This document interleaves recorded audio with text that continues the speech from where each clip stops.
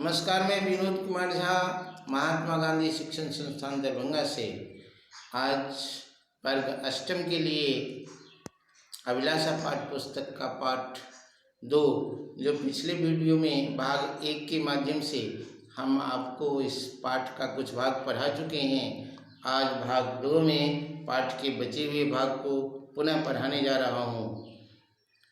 हमने पिछले वीडियो में पढ़ा था कि झावलाल की पत्नी उन्हें ऐसे लोटे में बिना गिलास का पानी ला करके देती है जो लोटा झावलाल को कभी पसंद नहीं था।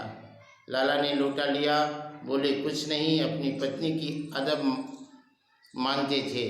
फिर उन्होंने यह भी सोचा कि लोटे में पानी दे तब भी गनीमत है, अभी अगर चूक कर देता हूँ तो बाल्टीन में भोजन मिलेगा, तब क्या करना, बाकी रह जाएगा। लाला झावलाल जो पत्नी के मांग से व्यथित थे, एक व्यथा पहले से था, दूसरी व्यथा बगैर गिलास का लोटा में भर करके पानी। पत्नी का अदब करते थे, पत्नी से थोड़ा सचाते थे, पत्नी को और कुछ बोलने का उन्हें साहस नहीं रहा।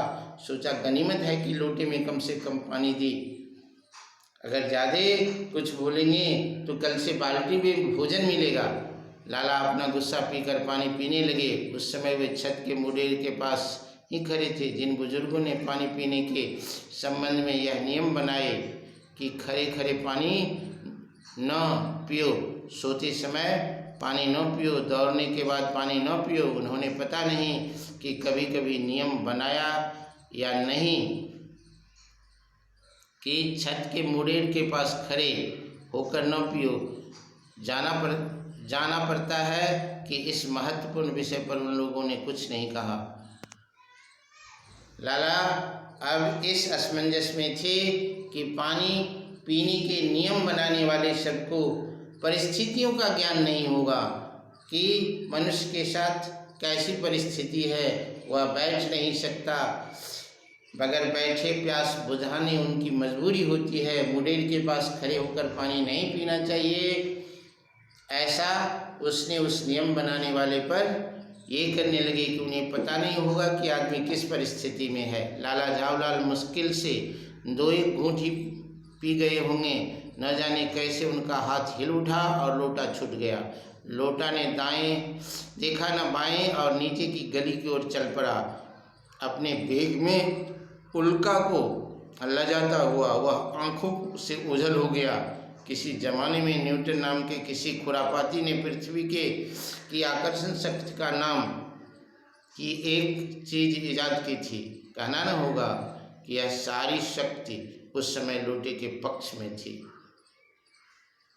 लाला यह सोच ही रहे थे कि अचानक उनका हाथ हिल गया और उनके हाथ से लोटा छूट गया। लोटा छत से सीधे नीचे जाने लगा।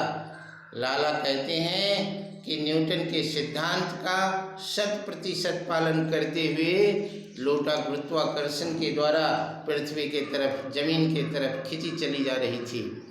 लाला को काटो तो बदन में खून नहीं, ऐसी चलती हुई गली में ऊंचे तिमंजिले से भरे हुए गिरना हंसी खेल नहीं। लाला स्तब्ध हो गया। क्या यह लोटा इस भीड़ भाड़ वाली गली में नीचे जा कर के क्या सब करेगी?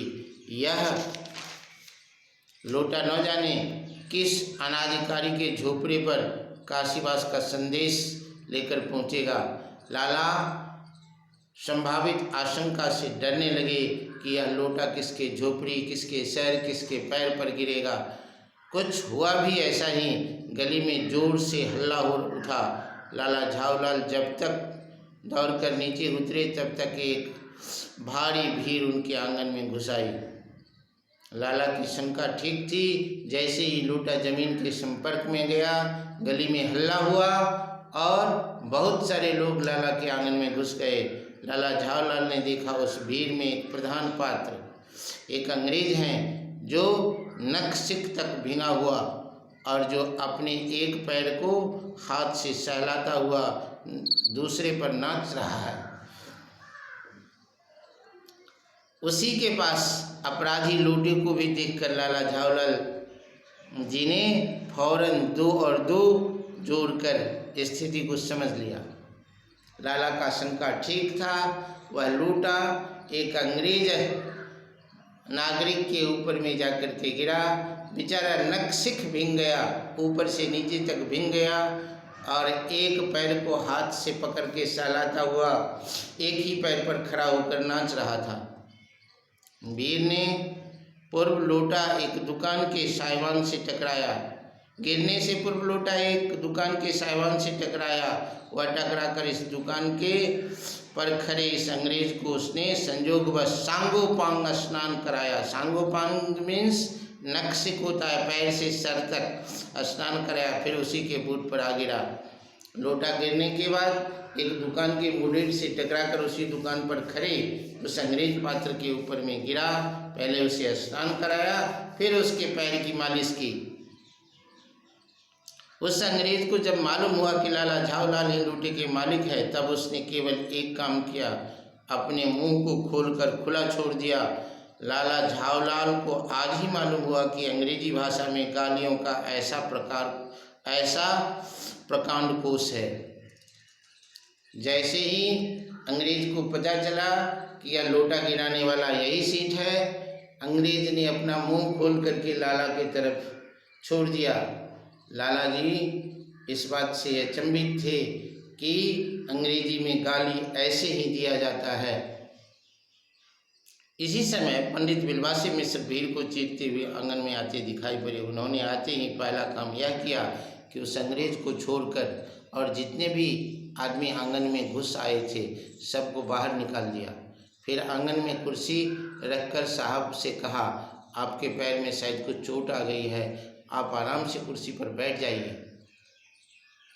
झावलाल का चतुर मित्र बिलवासी मिश्र उसी समय प्रवेश करता है और उसने चतुराई से भीड़ को आंगन से निकाल देता है, एक कुर्सी लाता है और सांत्वना के स्वर में अंग्रेज से कहता है, शायद आपके पैर में चोट आ गई है, आप इस कुर्सी पर बैठ जाइए। साहब बिलवासी जी को धन्यवाद देते हुए बैठ गए और लाला झावलाल की ओर इशारा करके बोले, आप इस शख्स को जानते हैं? उसके क्रियाकलाप से अंग्रेज के गुस्से कुछ शांत हुए। उन्होंने बिलवासी मिश्र को धन्यवाद दिया और कुर्सी पर बैठते हुए पूछते हैं कि आप इस शख्स को जानते हैं? एक चतुर व्यक्ति के तरह बिलवासी मिश्र ने उसे जवाब देता है, बिल्कुल नहीं, मैं ऐसे आदमी को जानना भी नहीं चाहता जो मेरे ही राह चलतों पर लोटे से वार करे। क्या आप कहते हैं इसे जानते हैं? ऐसे आदमी को जानना जरूरी भी नहीं है जो राह चलते हुए इंसान पर लोटा फेंक करके मारे। मेरी समझ में ही इज ल्यूनाटिक, यानी यह खतरनाक पागल है। अंग्रेज ने कहा, हमारी समझ में तो यह आदमी सिरफिरा लगता है। नहीं, मेरे समझ में he is a dangerous criminal. Bilwasi Mishra ने उस व्यक्ति को थोड़ा सा मरहम देते हुए कहा, नहीं, आप पागल कहते हैं, ये पागल नहीं, एक खतरनाक अपराधी है, मुजरिम है। परमात्मा ने लाला झावलाल की आंखों को इस समय कहीं देखने के साथ खाने की भी शक्ति दे दी होती तो यह निश्चय ही अब तक बिलवासी जी को वे अपनी आंखों से खा चुके होते। वे कुछ समझ नहीं पा रहे थे कि बिलवासी जी को इस समय क्या हो गया। अपने मित्र को ऐसा क्रियाकलाप देखते हुए झावलाल अचंभित थे कि आखिर यह हमारा मित्र है और हमारे विरोध में बोले जा रहा है, आखिर इसका क्या कारण है। उसने आंखों से बिलवासी मिश्र पर गुर्रा रहा था। साहब ने बिलवासी जी से पूछा, तो क्या करना चाहिए? अंग्रेज ने बिलवासी मिश्र से पूछा कि इसका क्या इलाज हो सकता है। पुलिस में इस मामले का रिपोर्ट कर दीजिए जिससे आदमी को फौरन हिरासत में ले लिया जाए। और बिलवासी मिश्र ने अपनी चतुराई से उस आदमी को कहते कि इस आदमी का शिकायत तुरंत पुलिस में कर दीजिए जिससे इस आदमी को गिरफ्तार कर लिया जाए। बचे हुए भाग को तीसरे वीडियो में भाग 2 में, भाग 3 में आप लोगों के सामने प्रस्तुत करेंगे। तब तक आप लोगों से आशा है कि अपने पढ़ाई लिखाई को गति दे करके इस महामारी से बचने का पूर्णतः प्रयास करते रहें। धन्यवाद।